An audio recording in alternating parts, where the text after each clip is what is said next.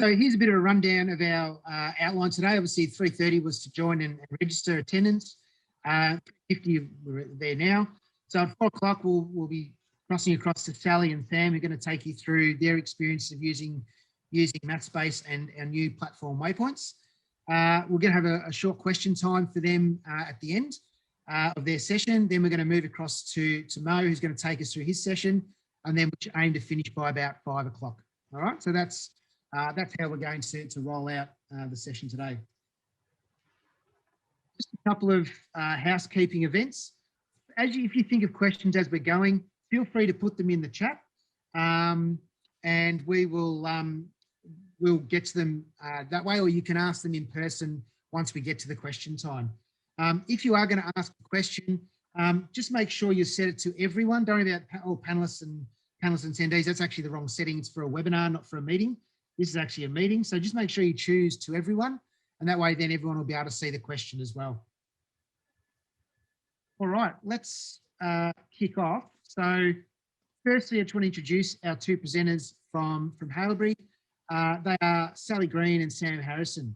So Sally is primary trained and commenced teaching in the state school system in 1999 before moving to Haileybury in 2015. During her time in the state school system, she taught across a range of year levels and was responsible for a range of roles, including assessment reporting, curriculum and pastoral care. Over these years, she also took maternity leave and had her 4 beautiful children. On moving to Haileybury, Sally joined the girls' middle school team and has taught in year 5 or 6 since. She is currently a year 5 homeroom teacher and teaches mathematics, English and Thrive. Sally also holds the position of deputy head of the girls' middle school at Newlands campus in Keysborough. Sam is trained as a PE outdoor education mathematics teacher. Started teaching in 1988 in Charlton in Country Victoria. Many of us have had those experiences, Sam, up in the bush. Then taught in the UK for 4 years. Sam took a 12-year hiatus to work in the travel industry and returned to teaching in 2016 at Haileybury, teaching PE and mathematics. Sam currently teaches 3 year 8 mathematics classes. All right, so I'm going to stop sharing my screen now and I'm going to hand over to Sally, who's going to kick things off.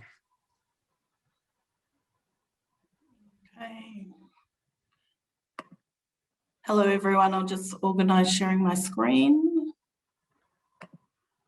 and get started.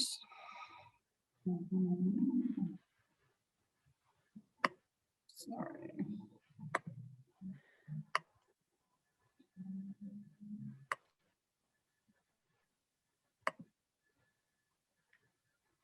Craig, is that right? Can you see my screen without my notes? Yep, perfect. Perfect, excellent. So hello everybody and thank you for listening today. Today I'm going to share my experience with Mathspace.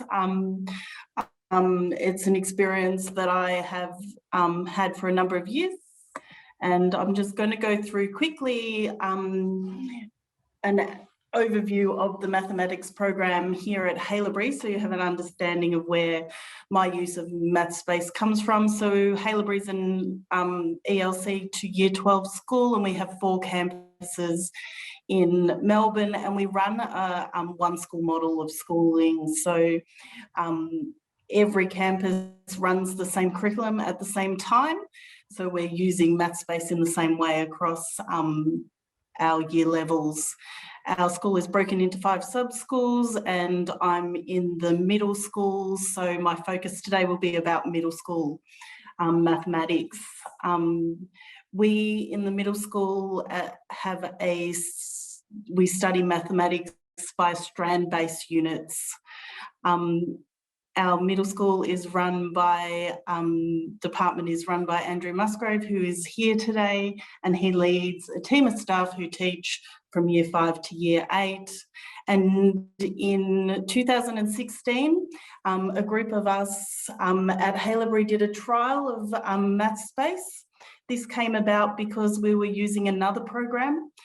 The program that we were using had been used throughout our junior school, and as 5-6 teachers we found that by this stage the students were over the program they were using and bored and really ready to engage in something different and something that was a little bit older and less game-based, and they felt much more mature, and like this was definitely a program that that saw them as math students rather than just game players. And as teachers, we also liked the fact of the feedback that it gave to students, and it also gave to us. So my class, a typical lesson would begin with a quick revision. Now on Wednesdays, I now do Waypoint Wednesday, and that's a great way that I've been able to incorporate waypoints into our lessons. That's something Sam will talk more about later, but that's how I'm using waypoints as the check-in. So I start all my lessons with a learning intention. I then have an explicit lesson that I teach my students. We then move to a workbook or a Mathspace task. So it depends on the day. I still want my students to work in an exercise book and work through exercises so that we know that they can write. But on some days, the Mathspace program offers a much better option for practice and revision of tool skills. So some days it's Mathspace, other days it's the workbook. I then use an exit card or a reflection of learning of the learning intention before the students finish their lesson. On some occasions, I may use just 4 custom questions from Mathspace as my exit card, so the students can demonstrate their knowledge as they leave, and I can see where they're up to. I use Mathspace to set revision for students that need extra practice at home of any lesson that we've done or any skill. And the majority of the time I use an adaptive task, but that can be a custom task as well. We use Mathspace for homework, and again, that can be custom and adaptive, and it's set from a Friday to a Friday. And now I'm using, for my extension, students are using their individual data to seek what they need to improve in for extension, and when they've finished work, that they've already done. This is really useful because we are strand-based. We're able to move to, so students can look up through different strands and actually practice what they need to so that they can make improvements before they move to their next waypoint check-in.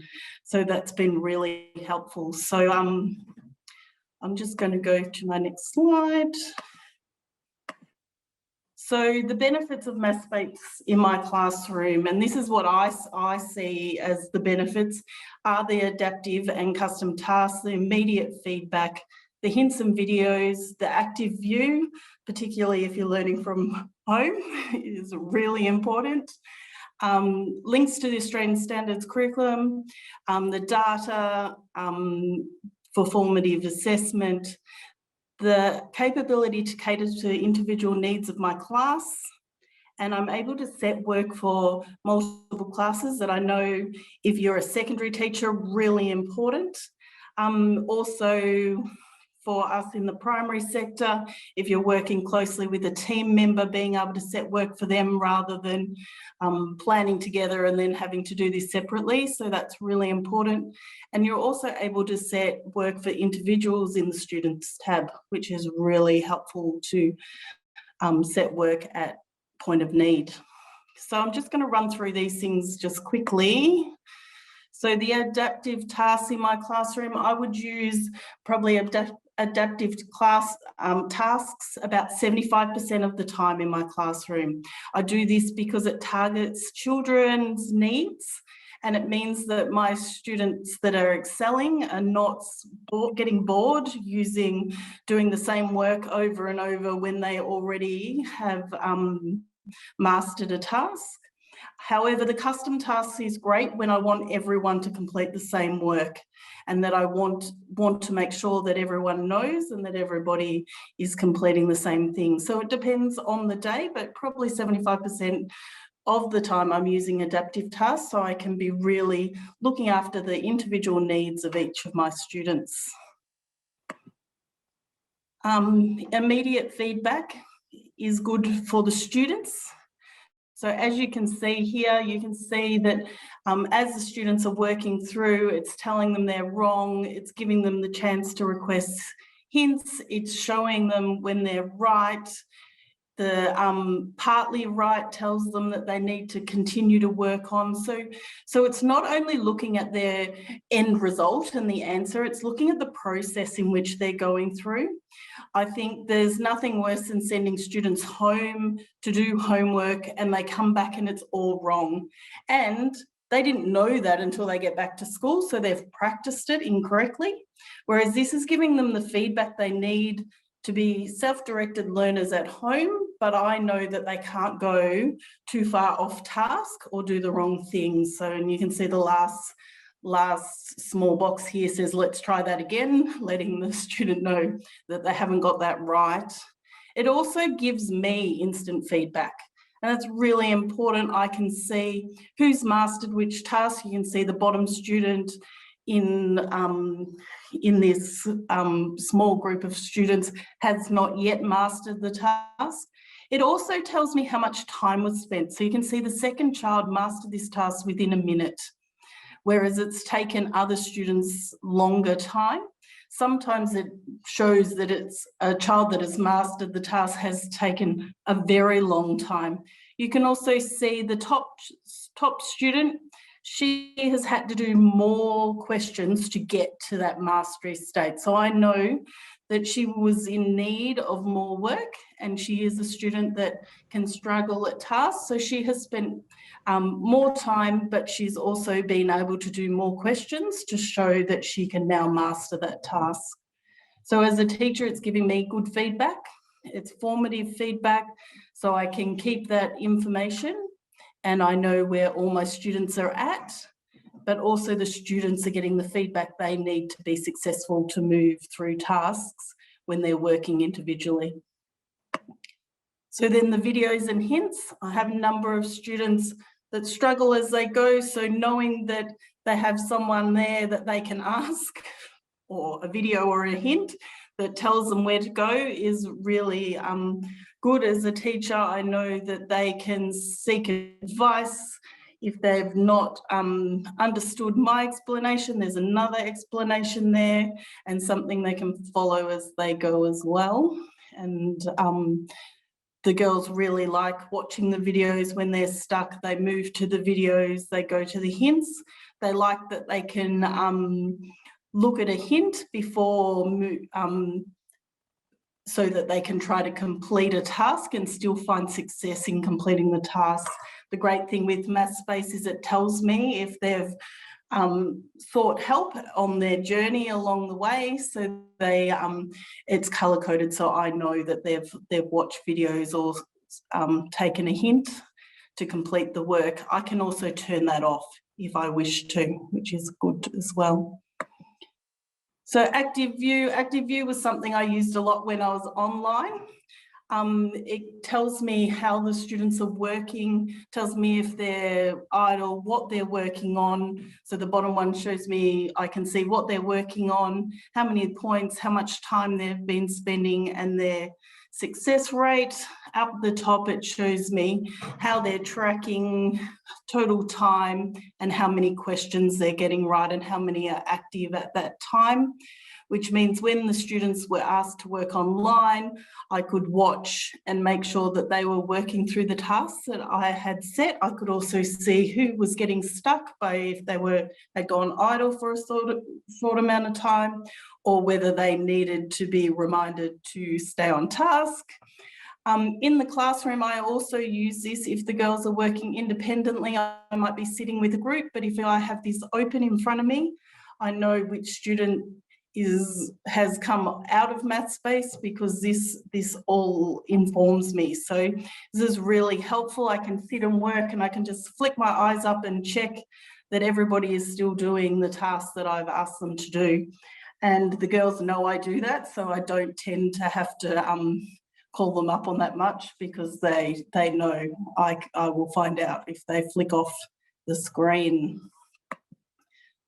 So it links to the Australian Standard Curriculum, the new waypoints, which Sam's going to go through. but my girls are really liking the fact that they can have a look at their progress through the waypoints. They can look at what areas related to the standard curriculums that they need to improve, and then they find that in Mathspace when they have time to work independently for extension, and lots of my girls are very motivated and are also taking this on for their homework to try to tick off all those boxes as they move through their course. So as data, there's a huge amount of data. I'm very data driven when it comes to my teaching, for my planning and my informing me what my students need. So the data that I can get from Mathspace is excellent. I can look at individual questions. So the top lot of information is individual questions. I can see where students have gone wrong. It also tells me how long students have taken to complete work, how well they achieved, and how many questions they have completed during the time that they've been on. I can then also look at individual questions. So I can have a look at the question and I can see overall how my class has achieved and what areas I need to revisit in my classroom to make sure there is a clear understanding across my class. And then at the bottom, again, an overview that shows how students are performing in time. And this is more an overview of how they have performed as separately as individuals. So being able to cater for individual needs is really great in my classroom. I have a really wide split of students this year. So I've broken my groups into 3 groups. So I have a Newlands 5A, that is my class. I then have a group which is a single student who performs at a very high standard, and then I have another extension group. So when I set tasks, sometimes I set the same task for everybody, but at different times I set different tasks. The great thing that I find as a teacher is that all children get a task to their screen and they are set a task, but nobody knows what anybody else is doing. So it's not where we're in a classroom where everyone's thinking, oh, that child's getting the extension again. Oh, they get something different every time. Everyone sits down, their task is set, and I say, can you please complete the task that is due today or due tomorrow? And all students sit down and work together at the same time, and there doesn't become that feeling in the room, well, that's the smart group and I'm in that group, because no one knows who got which work. So I really like that as a classroom teacher, but it also means that our extension students are really getting that challenge that they need to stay engaged and motivated to be learning maths. So, and the last thing here that I've got is that I can set the same task for multiple classes. So if you're a secondary teacher and you teach across a range of Year 7 classes, you can set the same task for all your Year 7 classes at the same time. You don't have to individually go in and set it up for each class. And for me, I work very closely with the team member across the hall from me. So I set, if we've done our planning together, I set her work for her. So I have all that information here and I can set tasks for her class. It's also helpful when we set homework, I set the homework, so I make the homework for both classes. So there's no need for Mathspace can share lessons, but I just set it for both of us. So that is really handy and saves time for both of us because we're able to share the load that way. So there are the main things that I find to be really great in Mathspace.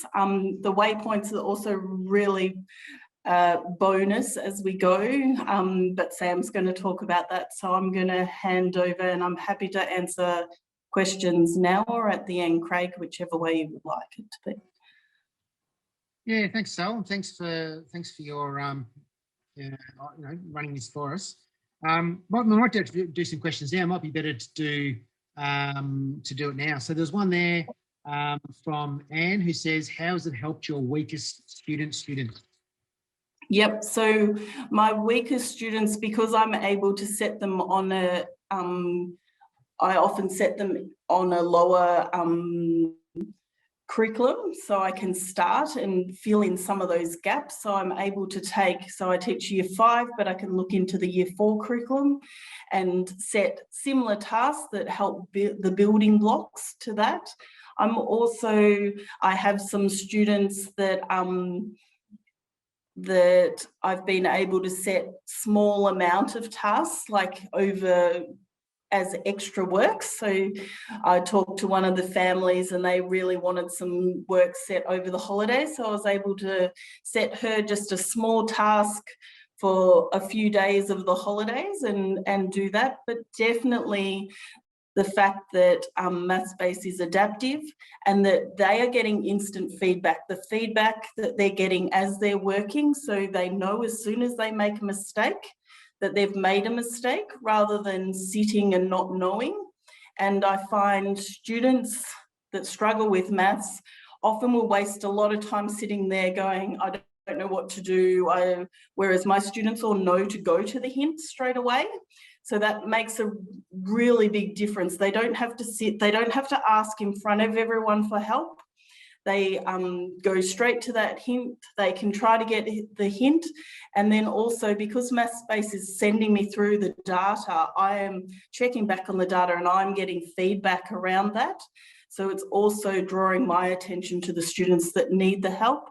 It shows me how much time they're spending, and if they're doing those adaptive tasks, I'm mindful that sometimes they're getting more questions than others, so it can take them longer.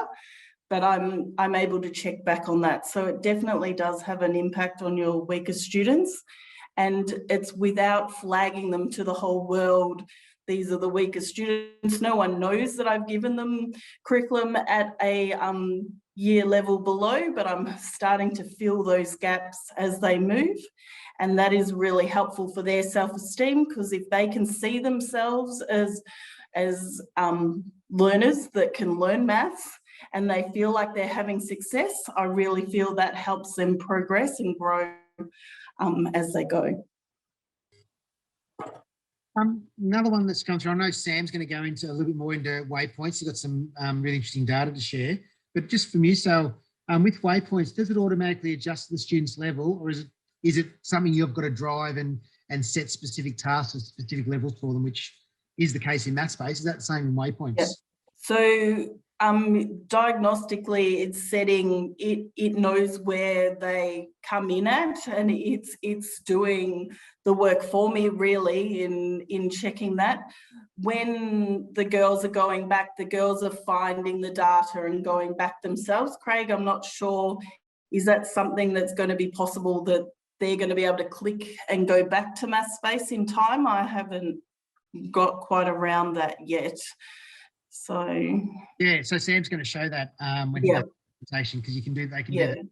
Yeah. So my girls click on and they find what they need to work on, and they're finding that and working through that. So, but that's where I'm at. But Sam's definitely further along on the waypoints than I am, but so he'll be the expert on that today. Yeah. Any other questions? Feel free to unmute yourself if you've got a question that you'd like to ask verbally, or you can throw it up on the chat. Just one little point of interest. A couple of years ago, we had a pretty major competition with some fairly big prizes, and Sally and her class were actually the winners across Australia of that competition. So I can't even remember the name of the competition yet.